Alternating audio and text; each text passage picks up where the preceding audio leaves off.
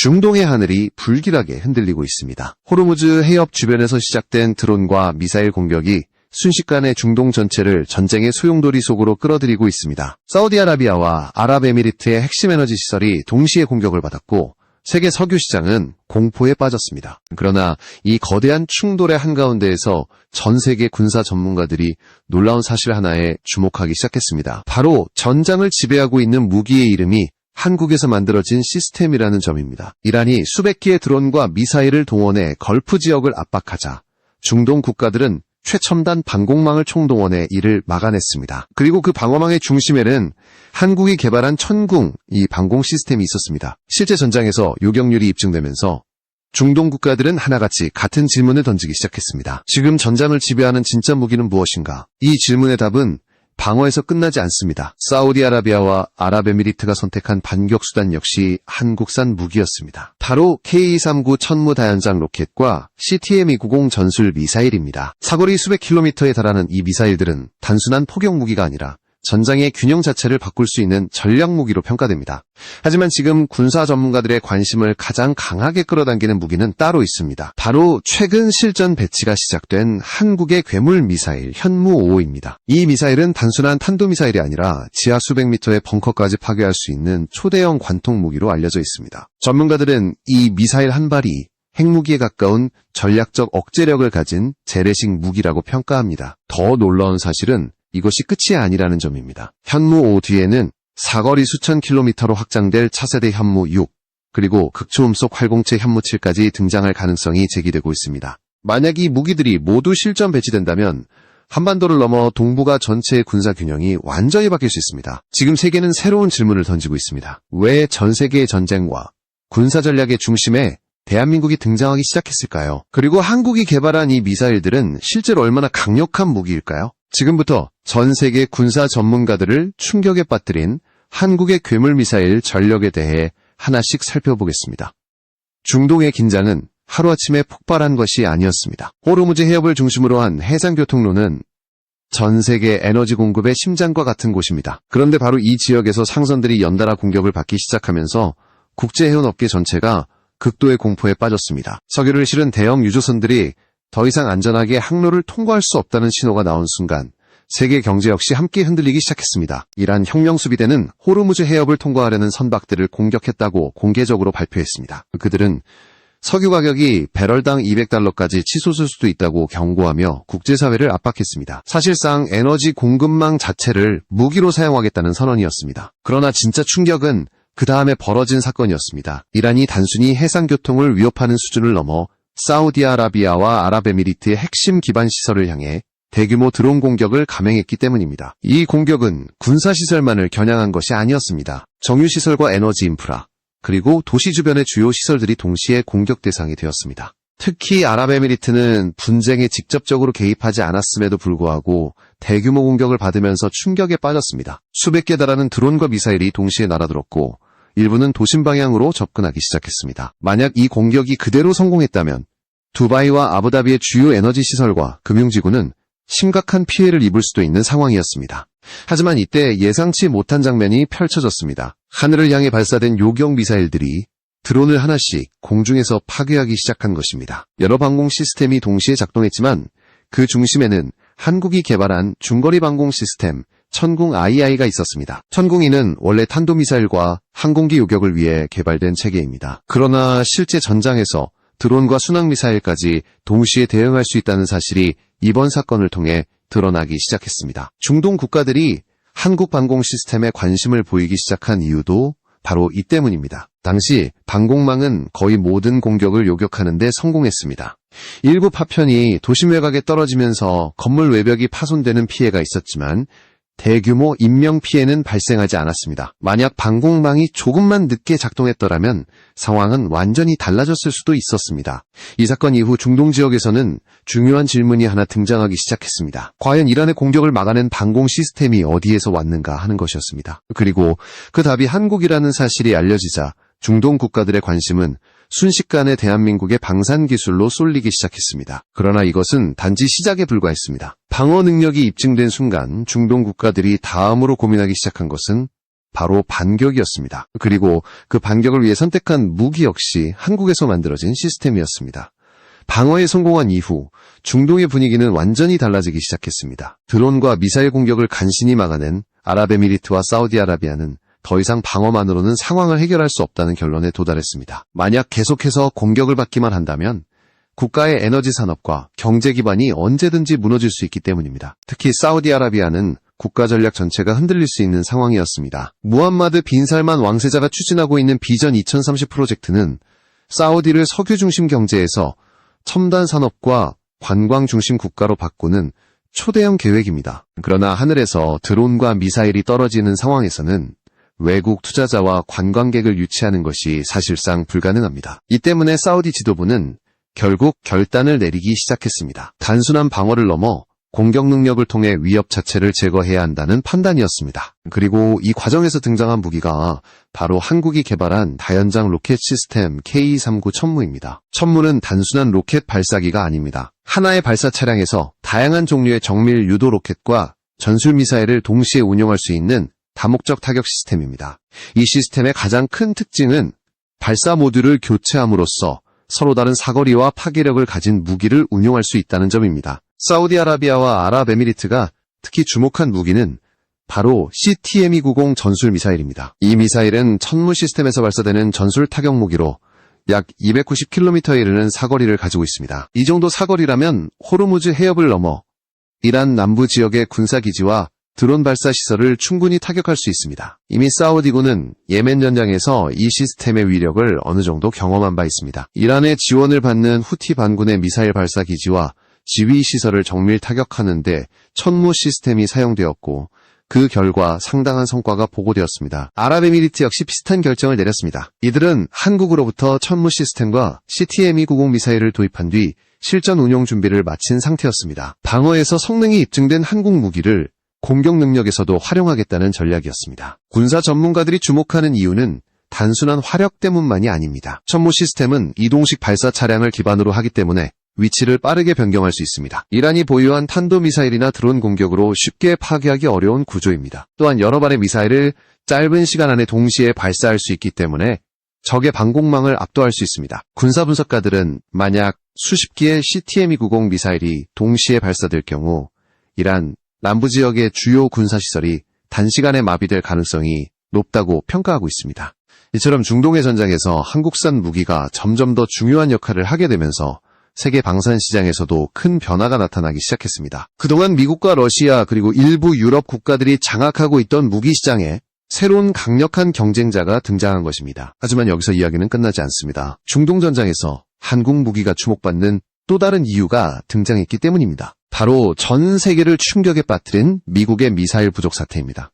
중동 전쟁이 길어지면서 예상하지 못했던 문제가 드러나기 시작했습니다. 세계 최강의 군사력을 자랑하는 미국이 오히려 심각한 무기 부족에 직면하기 시작한 것입니다. 특히 가장 큰 문제로 지적된 것은 바로 미사일 재고였습니다. 이란과의 충돌이 이어지면서 미군은 수백 발의 정밀 유도 무기와 방공 미사일을 단기간에 사용해야 했습니다. 드론과 탄도 미사일을 막아내기 위해 하루에도 수십 발씩 요격 미사일이 발사되었고 동시에 공격 작전에서도 많은 순항 미사일이 사용되었습니다. 문제는 이 속도를 생산 능력이 따라가지 못한다는 점이었습니다. 대표적인 사례가 토마호크 순항 미사일입니다. 미 해군의 상징과도 같은 이 무기는 장거리 정밀 타격 능력을 갖춘 핵심 전략 자산입니다. 그러나 최근 군사보고서에 따르면 몇 주 동안 이어진 작전에서 미국은 수년 동안 비축해두었던 상당량의 토마호크 미사일을 더 큰 문제는 것으로 생산 속도입니다. 냉전이 끝난 이후 미국 방산산업은 효율성을 중심으로 구조가 바뀌었습니다. 대량 생산체계 대신 제한된 생산 라인을 유지하는 방식이 자리 잡았고 그 결과 미사일 생산 속도는 과거보다 크게 줄어들었습니다. 지금은 미사일 한 종류를 새로 주문하면 실제 인도까지 몇 년이 걸리는 경우도 있습니다. 현장의 상황은 더욱 심각합니다. 전장에서 필요한 미사일은 매일 소모되고 있지만 공장은 부품 공급 문제와 생산 라인 부족으로 인해 빠르게 대응하지 못하고 있습니다. 미국 의회와 군사 싱크탱크에서는 만약 지금과 같은 수준의 작전이 계속된다면 미국의 미사일 재고가 몇 달 안에 심각한 수준으로 줄어들 수 있다는 분석까지 나오고 있습니다. 이러한 상황은 미국의 동맹국들에게도 충격을 주었습니다. 그동안 많은 국가들이 미국의 군사력에 의존해 안보 전략을 설계해왔기 때문입니다. 만약 미국조차 장기전쟁에서 미사일 부족 문제를 겪게 된다면 다른 국가들은 어떤 선택을 해야 할까요? 바로 이 시점에서 세계 여러 국가들의 시선이 한 나라로 향하기 시작했습니다. 바로 대한민국입니다. 한국은 지난 수십 년 동안 미사일 기술 개발에 꾸준히 투자해왔습니다. 특히 2021년 한미 미사일 지침이 종료되면서 한국은 사거리와 탄도 중량에 대한 제한 없이 독자적인 미사일 개발을 진행할 수 있게 되었습니다. 이 변화는 한국 방산 산업 전체에 새로운 전환점이 되었습니다. 그리고 그 결과로 등장한 무기가 바로 현무 5입니다. 이 미사일은 단순한 탄도미사일이 아니라 지하 깊은 벙커까지 파괴할 수 있는 초대형 관통 무기로 알려져 있습니다. 세계 군사 전문가들은 이 무기를 재래식 무기로 구현된 전략 억제력이라고 평가하기 시작했습니다. 현무 5의 가장 큰 특징은 압도적인 탄두 중량입니다. 일반적인 탄도미사일의 탄두 무게는 수백 킬로그램에서 1톤 정도입니다. 그러나 현무 5는 탄두 중량이 약 8톤에서 9톤 수준으로 알려져 있습니다. 이 정도 질량의 탄두가 초고속으로 목표를 향해 낙하할 경우 단순한 폭발 이상의 파괴력을 만들어냅니다. 속도 역시 엄청납니다. 고각 발사로 대기권 밖까지 상승한 뒤 목표를 향해 낙하할 때 마하 10 이상의 속도에 도달하는 것으로 분석됩니다. 이러한 속도와 질량이 결합될 경우 폭약이 없어도 엄청난 운동 에너지가 발생합니다. 전문가들은 이 충돌 에너지가 TNT 수백 톤에서 1000톤 수준의 폭발력에 해당할 수 있다고 설명합니다. 이 때문에 현무5는 단순히 목표를 파괴하는 무기가 아니라 지하 깊숙한 벙커 구조 자체를 붕괴시키는 전략 무기로 평가됩니다. 지하 수백 미터에 위치한 군사시설이나 지휘 벙커도 완전히 안전하지 않을 수 있다는 분석이 나오고 있습니다. 이러한 능력은 주변 국가들에게 큰 충격을 주었습니다. 그동안 많은 국가들이 핵 공격이나 대규모 공습을 대비해 지하 깊은 곳에 지휘시설과 군사 요새를 건설해왔기 때문입니다. 그러나 현무 5와 같은 초대형 관통 미사일이 등장하면서 이러한 전략적 안전지대의 개념 자체가 흔들리기 시작했습니다. 그리고 이것은 단지 시작일 뿐입니다. 한국은 이미 현무 5 이후에 차세대 미사일 개발에도 속도를 내고 있습니다. 바로 사거리 수천 킬로미터로 확장될 가능성이 있는 현무 6와 극초음 속 활공체 기술을 적용한 현무 7입니다.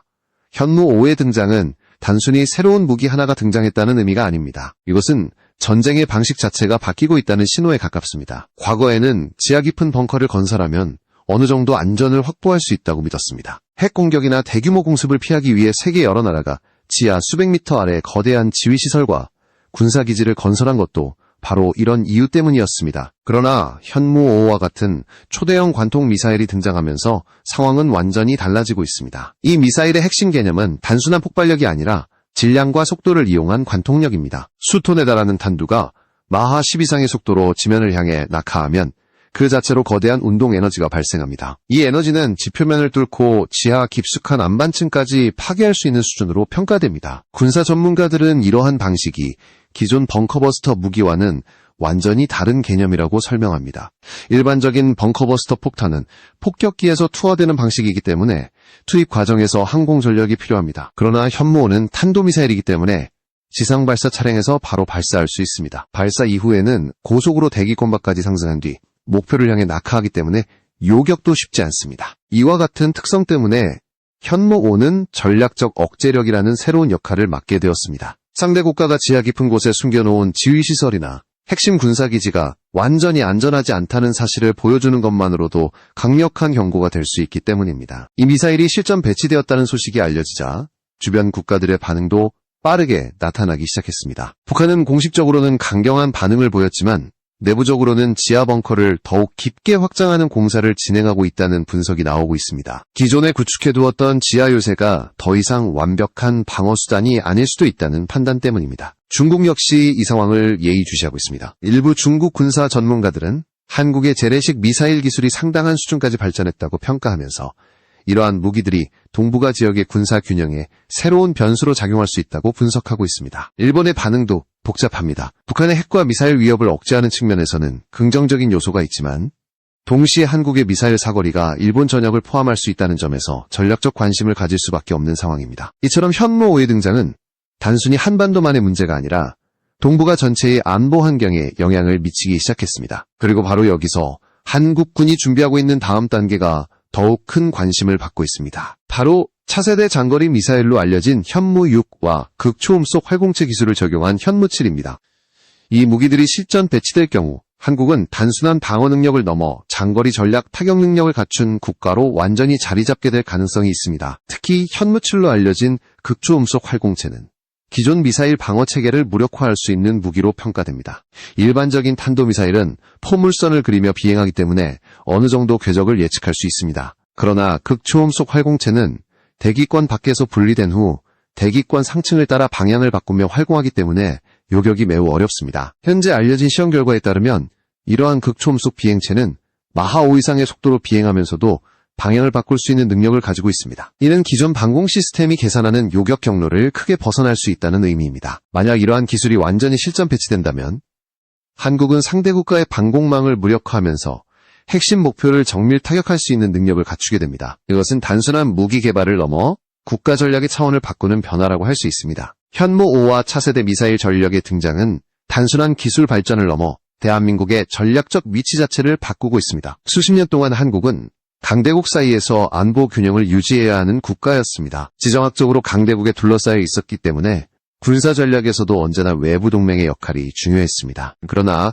미사일 기술이 발전하면서 상황은 조금씩 달라지기 시작했습니다. 특히 한미 미사일 지침이 종료된 이후 한국은 사거리와 탄두 중량에 대한 제한 없이 독자적인 기술 개발을 진행할 수 있게 되었습니다. 그리고 그 결과가 바로 현무5와 같은 초대형 관통 미사일입니다. 이 미사일의 의미는 단순히 강력한 공격 능력을 갖췄다는 것에 있지 않습니다. 가장 중요한 변화는 바로 억제력입니다. 상대 국가가 공격을 계획하기 전에 반드시 고려해야 하는 새로운 변수 하나가 등장한 것입니다. 만약 공격이 발생한다면 그에 대한 보복이 얼마나 치명적일 수 있는지 계산해야 하기 때문입니다. 군사 전략에서 이러한 억제력은 전쟁을 막는 가장 중요한 요소로 평가됩니다. 상대가 공격을 시도하는 순간 자신 역시 치명적인 피해를 입을 수 있다는 사실을 알게 되면 전쟁 자체가 시작되지 않을 가능성이 높아지기 때문입니다. 현무5는 바로 이러한 억제 전략의 핵심에 위치한 무기입니다. 지하 깊은 곳에 숨겨진 지휘시설이나 핵심 군사기지까지 타격할 수 있다는 능력은